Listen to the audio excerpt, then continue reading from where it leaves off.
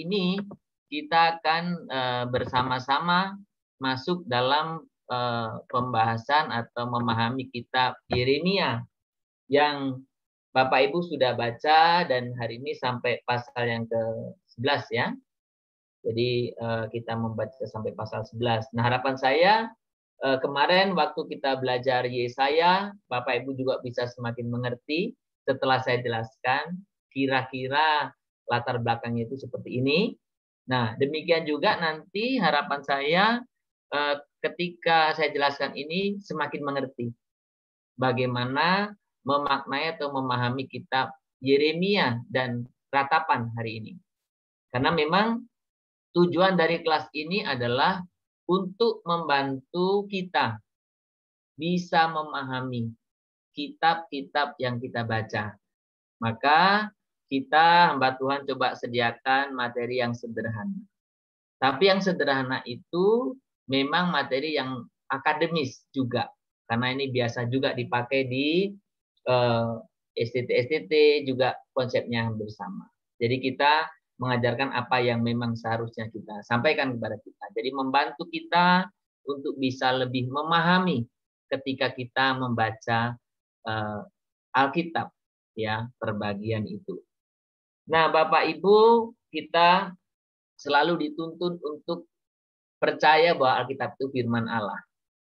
Ya, sekalipun kalau kita lihat ya, Alkitab begitu banyak yang susah bukan hanya susah dipaham ya, tapi kadang-kadang cerita-cerita itu mengerikan ya. Tapi kita percaya bahwa melalui semua itu Tuhan ingin berbicara sesuatu kepada kita. Itu maka memahami atau membaca Alkitab, kita harus memang minta pimpinan Tuhan. Jadi kita minta pimpinan Tuhan dan kita belajar mengimaninya. Apa yang Tuhan katakan itu. Jadi kita percaya. Nah, tapi Bapak Ibu, Tuhan itu sangat mengasihi kita sebenarnya. Ya, Tuhan itu sangat mengasihi kita. Kenapa? Karena Tuhan itu berbicara kepada kita melalui bahasa kita. Ya, jadi bukan pakai bahasa asing, bahasa kita.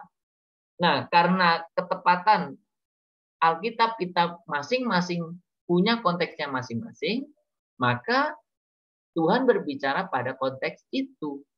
Ya, yang tentunya kita bisa memahami juga dalam untuk konteks hari ini. Tapi lebih clear, lebih jelas ketika kita juga belajar dari konteks yang di mana firman itu disampaikan.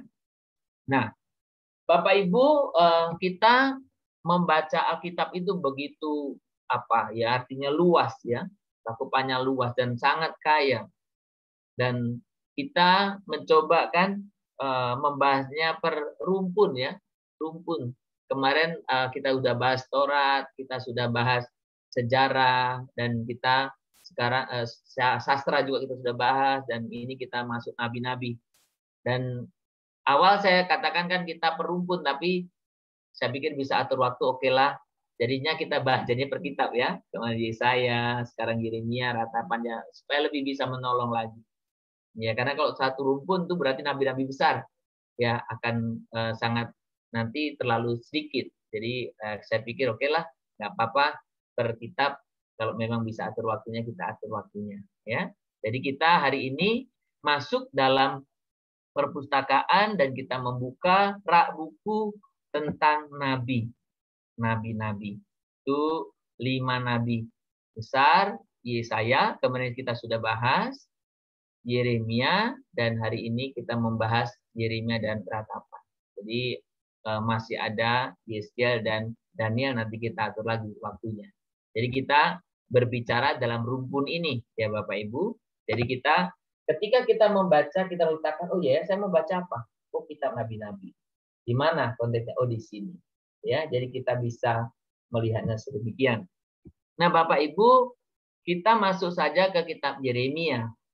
Nah, sebenarnya kalau kita berbicara tentang kitab Yeremia dan kitab Yesaya dan nabi-nabi yang lainnya, itu sebetulnya masanya tidak berjauhan.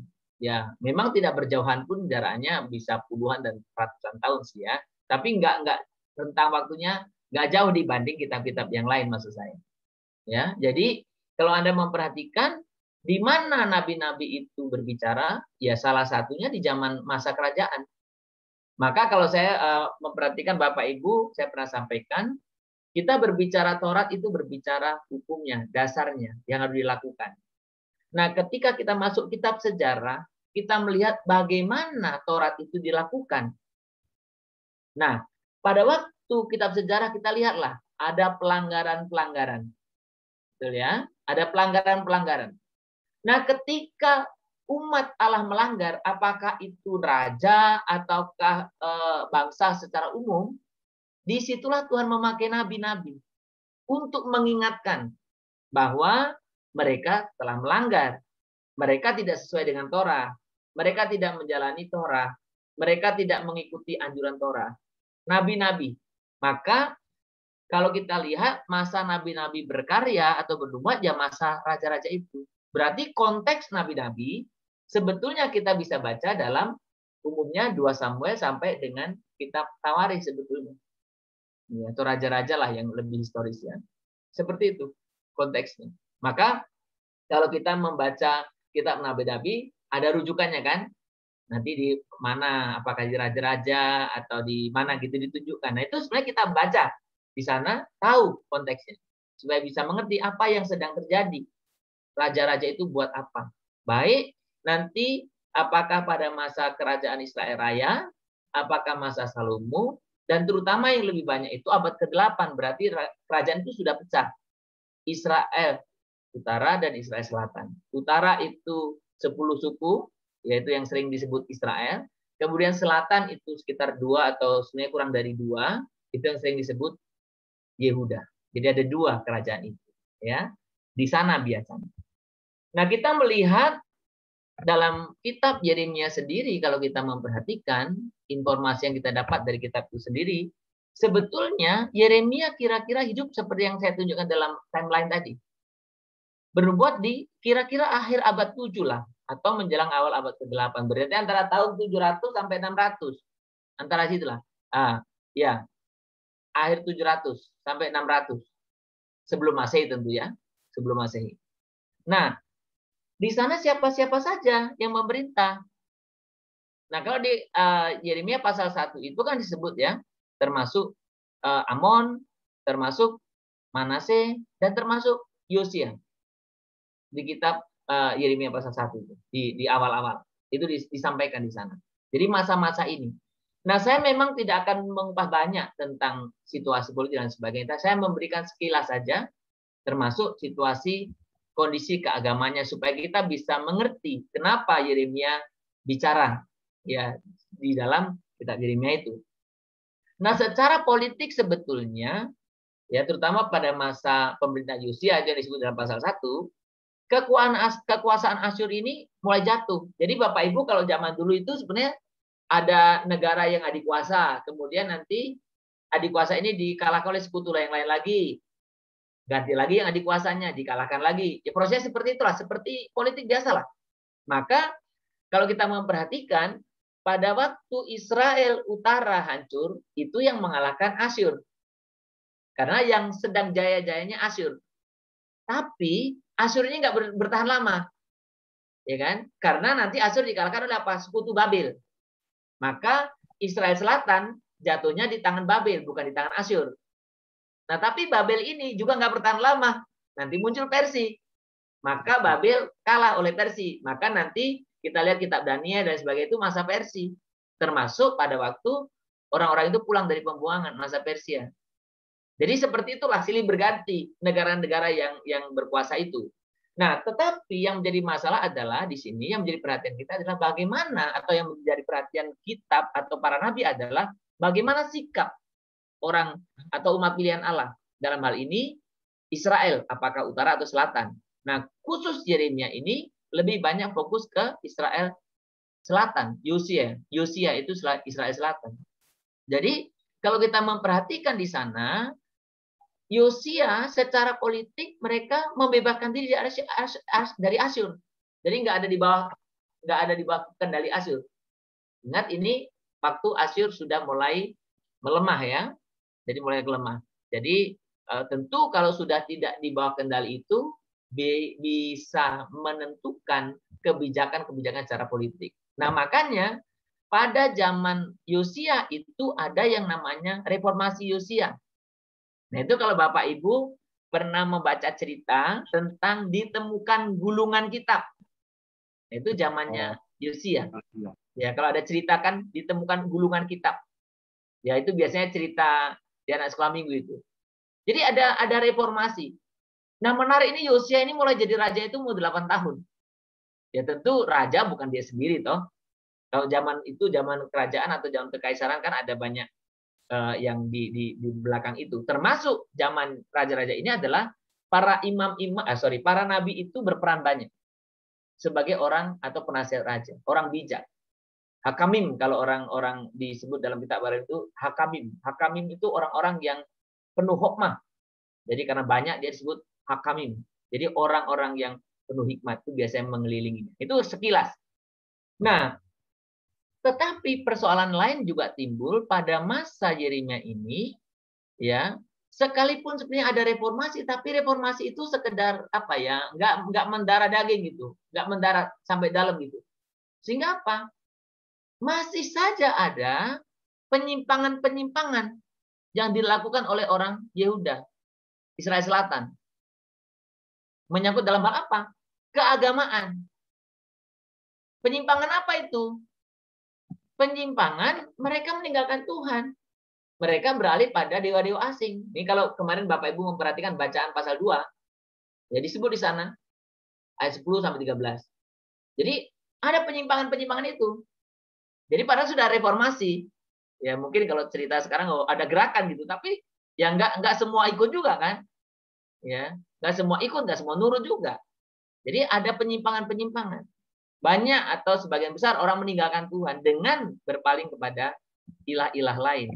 Kemudian di dalam pasal 3 itu disebut dengan istilah bersundal dengan dewa-dewa lain. Istilah memang dipakai di dalam kitab ini, nanti akan banyak dibahas di kitab Hosea sebetulnya. Dipakai istilah bersundal. Maka gambarannya seperti seorang suami istri yang istrinya, karena ketepatan gambaran suami istri itu Allah memerankan suami, istri itu umat. Jadi umat yang bersundal, jadi istrinya yang bersundal. Cerita Hosea, nanti kita akan bahas waktu kita ke Nabi Hosea. Nah, mereka juga mengambil bagian dalam upacara pelacuran bakti. Nah, masa itu lagi trennya itu dewa kesuburan, Baal. Nah, Baal itu ritualnya itu seperti istilahnya pesta seks gitulah. Disebut dengan pelacuran bakti. Jadi praktek-praktek ritual yang kayak gitu dari dulu sudah ada. Masa-masa itu. Nah, orang Israel itu paling gampang tergoda yang kayak gitu. Nah, yang keempat termasuk itu mereka juga ikut-ikutan mempersembahkan anak-anak. Ini kalau kita ada di dalam sejarah itu Dewa Molok ya. Dewa Molok itu minta pengorbanan anak. Ya. Saya pernah sedikit mempelajari lah ya tentang praktek pengorbanan anak. Ngeri juga kalau saya baca bukunya itu. Ya, tentang pengorbanan. Memang budaya zaman itu ya tentunya. Ya, ngeri gitu. Ya, jadi yang anehnya itu orang Israel tertarik gitu. Ini Israel lebih tertarik dengan patung-patung itu dibanding dengan Allah yang tidak kelihatan, tapi yang berkarya. Nah, itu yang menjadi persoalan kan? Nah, kalau kita membaca kitab Yeremia sebetulnya kita bisa jadi itu tadi kira-kira latar belakangnya Bapak Ibu ya. Kita kira-kira membaginya seperti ini. Pasal 1 sampai 25 ini yang sedang kita baca, itu kita melihat nubuat dan kisah kejahatan Yehuda pada masa pemerintahan Raja Yosia. Itu ayat 1 sampai pasal 1 sampai 6. Kemudian nanti Yoyakim 7 sampai 20 dan Zedekia. Jadi sekarang kita masuk sebenarnya dalam pemerintahan Yoyakim gitu yang kita baca hari ini. Ya. Jadi pasal 8 sampai 11 itu. Jadi kita bisa lihat itu apa-apa yang diserukan itu. Nah, kemudian pasal 26 nanti ya sampai 36 itu kisah-kisah tentang nabi dan nubuat dari zaman Yoyakim dan Zedekia. Ya, pasal 26 sampai 36. Sekalipun di dalamnya sini nanti dalam bagian ini sebenarnya ada berita yang besar yang diberikan. Ya, mungkin untuk ini kita baca ya supaya ini karena ini salah satu kekhususan sebenarnya kitab Yeremia. Coba Bapak Ibu lihat Yeremia 31. Yeremia 31 itu kalau Bapak Ibu membaca ada di sana mulai ayat 31 sampai dengan 34. Yeremia 31 sampai 34. Ini ada satu hal yang istimewa yang biasanya sering disebut inilah perjanjian baru dalam Yeremia. Ya. Memang perjanjian baru istilahnya. Apa itu yang baru? Ya. Coba boleh baca salah satu dari ayat 31. Boleh ya? Sampai 34. Yang keras lah suaranya. Boleh dibaca. Siapa saja boleh. Silakan Bapak Ibu. Boleh Pak, saya Pak. Ya silakan Pak. Dari ayat 31 ya Pak ya. Ya. Sesungguhnya akan datang waktunya, demikianlah firman Tuhan. Aku akan mengadakan perjanjian baru dengan kaum Israel dan kaum Yehuda. Bukan seperti perjanjian yang telah kuadakan dengan nenek moyang mereka pada waktu aku memegang tangan mereka untuk membawa mereka keluar dari tanah Mesir. Perjanjianku itu telah mereka ingkari. Meskipun aku menjadi Tuhan yang berkuasa atas mereka, demikianlah firman Tuhan. Tetapi beginilah perjanjian yang kuadakan dengan kaum Israel sesudah waktu itu. Demikianlah firman Tuhan, aku akan menaruh Tauratku dalam batin mereka dan menuliskannya dalam hati mereka, maka aku akan menjadi Allah mereka dan mereka akan menjadi umatku.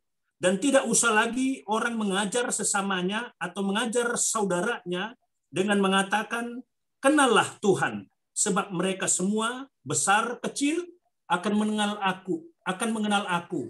Demikianlah firman Tuhan, sebab aku akan mengampuni kesalahan mereka dan tidak lagi mengingat dosa mereka. Demikian ya, Pak. Terima kasih Pak. Jadi ini satu hal yang sangat berbeda. Nah, kenapa kita sebetulnya orang Israel dulu selalu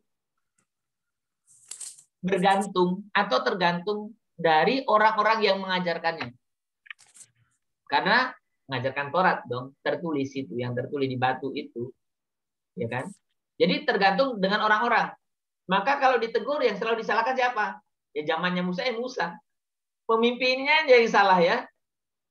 Pemimpin yang salah. Nah, apalagi konteks Yeremia ini kan nanti itu bait Allah hancur. Ada banyak orang di pembuangan. Orang dulu bergantung kalau bait Allah hancur, jadi bagaimana? Bagaimana kami belajar? Bagaimana kami bisa mengerti Taurat? Nah, Tuhan memakai Yeremia untuk mengatakan perjanjian baru ini. Sekarang untuk mengenal aku nggak perlu diajari. Karena dalam hati setiap orang katanya apa? Besar kecil sudah bisa mengenal. Jadi artinya perjanjian baru ini menekankan bahwa dalam setiap diri manusia itu sudah ada kesadaran itu sebetulnya. Jadi orang Israel nggak bisa lagi nyalahin pemimpinnya. Ya, nggak ada bait Allah, nggak ada imam, nggak ada ini, nggak. Ya kalau memang nggak taat ya karena bandel aja. Ya, udah di dalam hatinya udah dikasih, ditanam itu, kacanya kesadaran itu, pengenalan itu. Nah ini satu berita yang baru di dalam perjanjian lama karena ketika bicara sebelumnya itu bicara terlalu orang yang mengajarkan, makanya pemimpin itu sangat penting, ya. Jadi pemimpin sangat penting. Jadi kalau salah anggotanya salah pemimpinnya. Itu karena pemimpin tergantung pemimpin bagaimana mengajarkannya. Ya itu sedikit lah ya saya menyampaikan itu. Nah, yang ketiga itu pasal 37 sampai 45 itu kisah hari-hari terakhir Yeremia. Nah, mungkin ini ada kemungkinan memang sebagian besar kitab kalau kemarin Bapak Ibu memperhatikan kitab Nabi ini dituliskan bisa bermacam-macam ya. Bisa oleh juru tulisnya. Nah, salah satu kemungkinan pasal 37 sampai 45 ini yang menulis Baruh. Itu Baruh itu sekretarisnya si Yeremia, ya, juru tulisnya. Ya, Yeremia. Karena orang lihat kan ya. Pasal 46 sampai 51 nanti Bapak Ibu bisa melihat nubuat untuk bangsa-bangsa asing. Ya. Dan kalau kita memperhatikan terakhir itu tambahan bagaimana melukiskan jatuhnya Yerusalem pada tahun 587. Nah, ini kalau kita lihat ini sebagai sepertinya pintu masuk ke dalam kitab Tatapan. Jadi bagaimana kengerian kejatuhan Israel itu. Jadi Bapak Ibu, kalau kita melihat ini, jadi konteks dari kitab Yeremia, sebagian ada yang masih menjelang runtuh, tapi sebagian sudah ada di dalam orang-orang di dalam pembuangan. Termasuk ayat yang populer itu, ya. Jadi yang ayat yang populer yang kita sering baca kalau untuk doa dan bangsa dan negara itu kan. Jadi usahakanlah kesejahteraan kota di mana akan aku buang itu kan berarti menunjukkan dia di pembuangan. Ya. Jadi bagaimana pada waktu zaman Yeremia, Bapak Ibu jangan berpikir bahwa hanya ada Nabi Yeremia, ada banyak nabi juga, termasuk ada banyak nabi palsu pada masa Yeremia ini. Nah, itu nanti kita bisa lihat sebenarnya kalau kita Bapak Ibu hati-hati membacanya ya di dalam kitab Yeremia itu, karena seperti ada orang yang memberitakan berita yang berbeda. Nah, Allah memakai Yeremia untuk menyampaikan berita yang dari Allah. Ya, karena palsu tidaknya nabi itu ya diuji dari beritanya itu benar atau tidak yang disampaikan itu. Jadi kira-kira pembagiannya seperti itu. Nah, ada orang saya ambil ini dari internet kalau yang ini Charles Swindoll ini membaginya di dalam kitab Yeremia itu menjadi 3 bagian ini secara besar ya. Itu menyebutkan tentang bagaimana dosa Yehuda dan penghakimannya. Di situ isinya tentang apa? Itu panggilan Yeremia, kemudian nasihat-nasihat untuk Yehuda, kemudian penyembahan berhala, kemudian istilahnya janji-janji dan perbaik atau pemulihan dan sebagainya ya. Jadi 1 sampai 45 ceritanya seperti itulah kira-kira. Ya kan? Jadi kemudian pasal 4, 6 sampai 51 jadi itu nubuatan melawan terhadap bangsa-bangsa lah. Ya bangsa-bangsa di luar Israel, ada Mesir, ada Damaskus, ada orang-orang Kedar, Moab, Elam, Babylon, Amon, Edom dan lain sebagainya ya.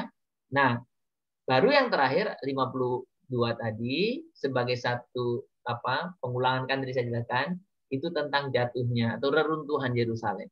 Ya, jadi itu sebagai satu pintu masuknya sehingga kita enak waktu masuk ke dalam kitab Ratapan.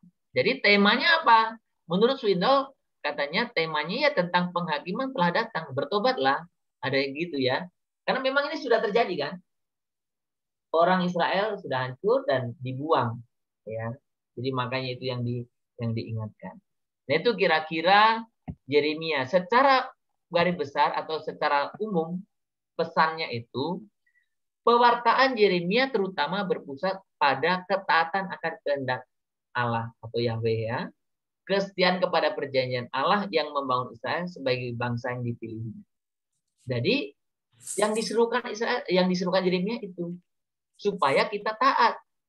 Baik yang waktu sebenarnya baik yang ketika dibuang.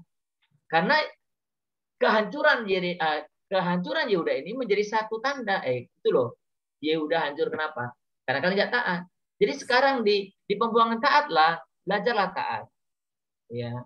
Belajarlah dari sejarah hancurnya ini. Taatlah kamu. Kira-kira seperti itu ya. Nah, itu tentang kitab Yeremia.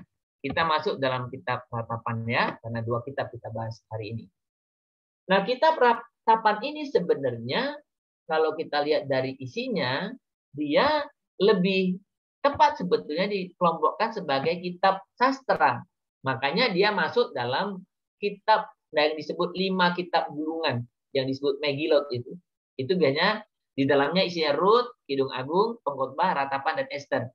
Ya, kitab-kitab ini ya secara khusus kitab Ratapan biasanya dibaca pada pesta atau perayaan peringatan hari jatuhnya kota Yerusalem. Tapi kemudian diambil lagi bukan hanya jatuhnya Yerusalem dan Bait Allah abad yang ke-9 itu atau abad yang ke-7 itu, tapi nanti juga memperingati yang yang kesininya, runtuhnya kota Yerusalem, Bait Allah pada tahun 587. Dan juga ke sini lagi yang lebih mudah. Karena kalau kita lihat kan beberapa kali ya kapal hancur itu Bait Allah. Oke, jadi ketika kita membaca kitab Ratapan, ya, dalam perkembangan selanjutnya Ratapan dibacakan untuk apa? Memperingati hari jatuh Yerusalem dan Bait Allah pada tahun 70. Itu yang tadi saya katakan. Jadi terus dipakai jadi progresnya. Penghancuran pertama, ya, waktu runtuhnya Israel Utara, maksudnya oleh Asyur, kemudian dipakai mengingat hancurnya Israel Selatan 587 oleh Babel. Tapi kemudian berkembang lagi, dipakai untuk memperingati hancurnya Bait Allah tahun 70 oleh siapa itu ya? Itu satu siapa itu? Ya, masa itu. Jadi apa namanya itu dipakai untuk memperingati itu. Itu maka biasanya dibaca bagaimana mengingatkan akan ketidaktaatan orang Israel yang membuat ya yang berakibat kepada keruntuhan itu. Nah, kalau kita melihat kitab Ratapan, Bapak Ibu, kitab ini sebenarnya berisikan ratapan mengenai jatuhnya kota Yerusalem. Nanti jelas itu. Memang yang paling kita ingat kita ratapan kan biasanya pasal 3 itu ya. Ya. Jadi apa istilahnya? Selalu baru setiap hari itu ya. Kasih setia Tuhan. Nah, Bapak Ibu sebetulnya kitab Ratapan ini apa ya? Dalam bahasa Ibrani itu disebut Eha. Eha ini, nah kalau dalam bahasa Indonesia diterjemahkan wahai. Wahai. Sebetulnya Eka ini seperti apa ya? Pertanyaan, mengapa? Mengapa? Mengapa? Jadi bertanya, mengapa sampai terjadi seperti ini? Meratap kan? Kalau orang ratap kan gitu ya. Ngapain? Kenapa bisa menderita gini? Kenapa bisa susah ya? Kenapa bisa gini? Kenapa saya lakukan ini gitu? Mengapa lah? Jadi Eka itu artinya sebenarnya mengapa. Tapi dalam bahasa kita, dalam bahasa Indonesia diterjemahkannya wahai. Jadi kayak saya waktu baca beda ya jadinya artinya. Padahal ini pertanyaan mengapa ya. Jadi mengapa? Kalau Bapak Ibu melihat kitab kita di kitab Ratapan itu selalu diawali itu wahai, tapi diterjemahkannya ya, bukan mengapa. Jadi kalau kita lihat di dalam Alkitab kita, wahai. Padahal harusnya mengapa? Mengapa? Mengapa seperti ini? Ya. Di sini dipakai istilah wahai beberapa kali. Yang ketiga, kitab ini jelas dikarang sesudah peristiwa itu. Ya kan? Bukanlah runtuhnya. Berarti setelah runtuh kita bisa apa namanya itu meratapi kan setelah terjadi. Ya kalau sebelum terjadi itu nggak mungkin meratap ya. Penyesalan kan selalu telat kan? Ya. Kalau nggak telat itu bukan penyesalan lah namanya, apa istilahnya kalau nggak telat. Pengarangnya kemungkinan bukan orang Yahuda yang dibuang. Nah ini yang sering kali ya, saya pernah berpikir ya, kalau kita merenungkan kitab Ratapan itu, ini sebenarnya orang yang menulis ini bukan yang di Babel, tapi yang tinggal. Karena memang nggak semua orang diangkut ke Babel, banyak yang tinggal. Nah kalau kita perhatikan yang tinggal ini kan lebih ngenes. Lihat di situ puing-puing tembok, puing-puing Bait Allah, ya kejayaan begitu hancur di depan mata mereka, ada di situ mereka. Nah itu makanya lebih apa namanya itu penyesalannya lebih tinggi dibanding yang ada di pembuangan. Karena di pembuangan udah nggak lihat mereka kan, mereka sibuk dengan kesibukan mereka. Nah peristiwa ketika Yerusalem dan Bait Allah diobrak-abrik oleh Babel tahun 587 menimbulkan luka yang sangat mendalam sebetulnya bagi orang-orang Yehuda. Ya. Jadi penderitaan dan kesengsaraan ini menimbulkan kesan yang mendalam dan menyakitkan bagi setiap umat. Maka itu bisa terekspresi. Kita bisa melihat bagaimana di dalam kitab Ratapan itu. Maka sebenarnya kalau membaca kitab Ratapan ini sambil kita membayangkan apa yang terjadi itu betul-betul kita bisa larut di sana. Kesedihan, penyesalan mereka. Ya. Jadi seperti itu. Nah, bagi Israel peristiwa ini bukan peristiwa politik biasa. Nah, ini Bapak Ibu yang menarik di dalam Alkitab kita. Nabi-nabi atau Israel selalu melihat peristiwa politik itu dari kacamata Tuhan. Ya. Jadi dari kacamata Tuhan. Jadi bukan politik yang dimainkan, bukan melihat dari kacamata politik, oh ya, oh karena ini Babel kuat ya kita kalah, bukan gitu. Oh karena Asyur sudah lemah maka kita bisa buat sesuatu, bukan gitu. Oh karena kebijakan Persia, orang-orang yang ditahan itu bisa pulang maka kita bisa pulang, bukan gitu yang dilihat orang-orang Israel.